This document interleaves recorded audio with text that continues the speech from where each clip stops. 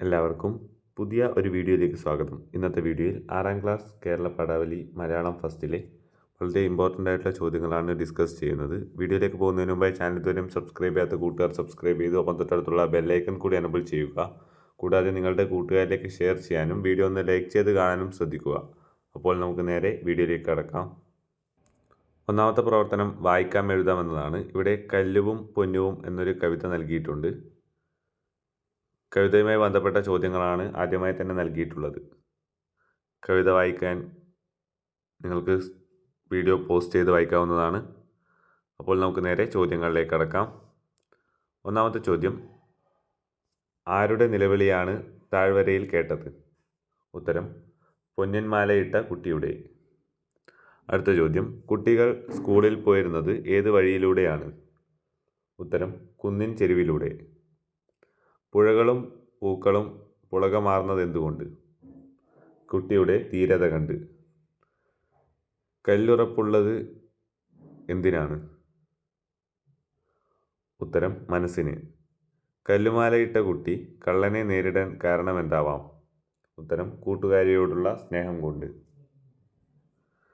അടുത്തത് രണ്ടാമത്തെ പ്രവർത്തനമാണ്. കഥാപാത്ര നിരൂപണം എന്നാണ് ചോദ്യം. സാവധാനത്തിലുള്ള ചലനങ്ങളും മൃദുലമായ സംസാരവും കൈമുതലായ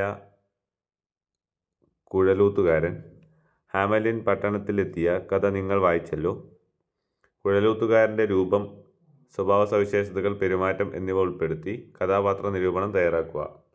ഇവിടെ ഹാമലിൻ പട്ടണത്തിലെത്തിയ കുഴലൂത്തുകാരൻ്റെ കഥാപാത്ര നിരൂപണമാണ് തയ്യാറാക്കേണ്ടത്. അദ്ദേഹത്തിൻ്റെ പ്രത്യേകതകളും കൂടാതെ സ്വഭാവ സവിശേഷതകൾ കൂടി ഉൾപ്പെടുത്തിയാണ് കഥാപാത്ര നിരൂപണം തയ്യാറാക്കേണ്ടത്. ബി ക്വസ്റ്റ്യൻ, എലി എന്ന വാക്കിന് സമാനമായ പദം ഏത്? ഇവിടെ മൂഷികൻ, മൂകൻ, ലീനൻ എന്നാണ് നൽകിയിട്ടുള്ളത്. ഉത്തരം, മൂഷികൻ. പ്രവർത്തനം 3, താരതമ്യക്കുറിപ്പ് തയ്യാറാക്കാനാണ്. മാലാഖ 3, ഒന്നും പറയണ്ട, ഞങ്ങൾ നിന്നെ രക്ഷിക്കും. വൃദ്ധ, ഉപകാരം ചെയ്തതിന് ശിക്ഷയോ? മാലാഖമാർ സഹായിക്കാനെത്തിയ വൃദ്ധയോട് ശത്രുവിനെ പോലെ പെരുമാറുന്നു. പാഠഭാഗത്തിലെ ഈ സന്ദർഭവും താഴെ കൊടുത്തിരിക്കുന്ന വരികളും താരതമ്യം ചെയ്ത് കുറിപ്പ് തയ്യാറാക്കുക. ഇവിടെ കുമാരനാശാൻ്റെ വരികളാണ് നൽകിയിട്ടുള്ളത്.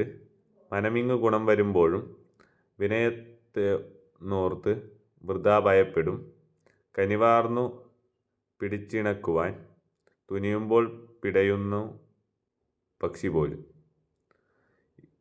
ഈ കവിതയും കൂടാതെ പാഠഭാഗത്തിലുള്ള ഭാഗങ്ങളും ഉൾപ്പെടുത്തിയാണ് താരതമ്യക്കുറിപ്പ് തയ്യാറാക്കേണ്ടത്. താരതമ്യക്കുറിപ്പ് തയ്യാറാക്കുമ്പോൾ താരതമ്യത്തിന് വിധേയമായ ആശയങ്ങളും കൂടാതെ സ്വന്തം കാഴ്ചപ്പാടും ആശയങ്ങൾ പൂർവാപര ബന്ധത്തോടെ കൂടിയാണ് ഉൾപ്പെടുത്തേണ്ടത്.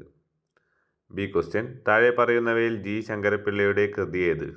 ഇവിടെ വേനലിൽ ഒരു പുഴ, വിടരേണ്ട പൂമൊട്ടുകൾ, പ്ലാവിലത്തൊപ്പികൾ എന്നീ 3 ഓപ്ഷനുകൾ നൽകിയിട്ടുണ്ട്. ശരിയായ ഉത്തരം, പ്ലാവിലത്തൊപ്പികൾ. പ്രവർത്തനം 4, വിശകലനക്കുറിപ്പ് തയ്യാറാക്കാനാണ്. ഒരാൾ പരിശ്രമങ്ങളിൽ ഏർപ്പെടുന്നില്ലെന്ന് വയ്ക്കുക. എങ്കിൽ അയാൾ തൻ്റെ മാളത്തിൽ തന്നെ കഴിഞ്ഞുകൂടുകയായിരിക്കും.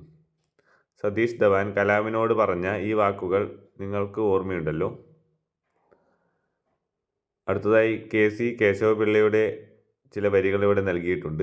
പരിശ്രമം ചെയ്യുകിലെന്തിനേയും വശത്തിലാക്കാൻ കഴിവുള്ള വണ്ണം ദീർഘങ്ങളാം കൈകളെ നൽകിയത്രേ മനുഷ്യരെ പാരിലയച്ച തീശൻ.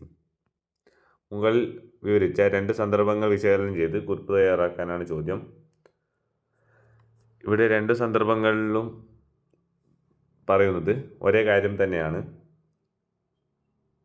കൂടാതെ അവ തമ്മിലുള്ള സാമ്യങ്ങളും വ്യത്യാസങ്ങളും കൂടി ഉൾപ്പെടുത്തി സ്വന്തം അഭിപ്രായങ്ങളും ചേർത്ത് വേണം വിശകലനക്കുറിപ്പ് തയ്യാറാക്കാൻ.